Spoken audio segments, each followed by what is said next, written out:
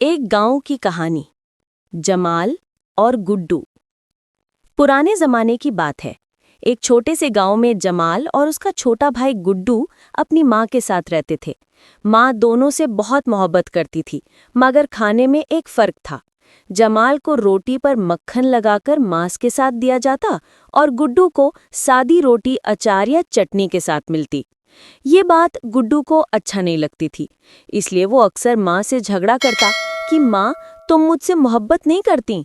माँ सब्र से समझाती, बेटा तुम भी मेरा बेटा हो, मैं तुमसे मोहब्बत करती हूँ, मगर तुम्हारा बड़ा भाई मेहनत करता है, जमीनों में हल चलाता है, जानवरों का ख्याल रखता है, इसलिए उसे ताकतवर खाना चाहिए ताकि वो हमारी ज़रूरतें पूरी कर सके। गुड्डू माना नहीं। उसने कहा, ये सब मैं भी कर लूँगा। माँ ने मना किया, मगर गुड्डू घर छोड़कर निकल पड़ा। बाजार में वो एक ऐलान सुनता है। एक जमींदार ने बुलाया है, जो व्यक्ति एक दिन में मेरी जमीन में हल चला दे, मेरे लिए एक शिकार मार कर लाए और 40 किलो लकड़ियां काट कर ले आए, मैं उसे इनाम दूंगा और अपना नाक उसे दे दूंगा। अगर वो शर्त पूरी ना कर सका तो वो मुझे अपना नाक देगा। गुड्डू ने सोचा, ये मैं कर लूंगा, इज्जत भी बढ़ेगी और इनाम भी मिलेगा। उसने शर्त कबूल कर ली। दूसरे दिन सुबह जमींदार ने उसे हल का साजो सामान और एक कुत्ता दे दिया। गुड्डू ने सारा दिन हल चलाया, मगर शर्त पूरी न कर सका। शिकार नहीं मिला और लकड़ियां भी पूरी न हो सकी।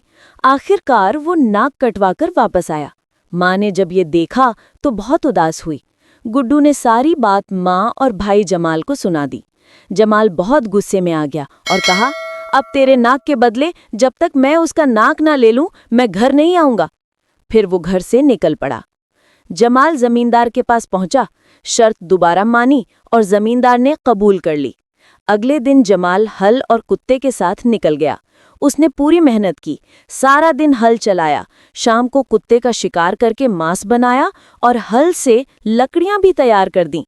वो सीधा हवेली पहुंचा और जमींदार से बोला, मैं शर्त जीत गया, ऐलान करो और अपना नाक दो। जमींदार हैरान और खौफजदा हुआ।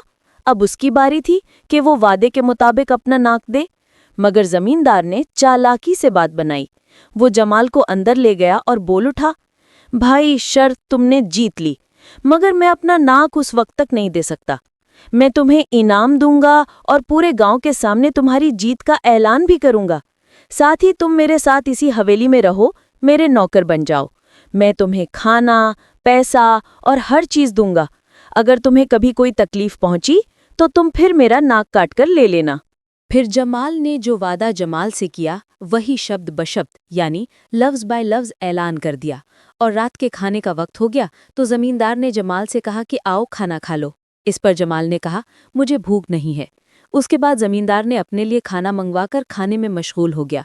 उसकी आदत थी कि जब वो खाना खाता तो अपने कुत्ते को भी साथ बिठा लेता, ताकि जो हड्डियां आदि हों तो वो कुत्ता खा ले।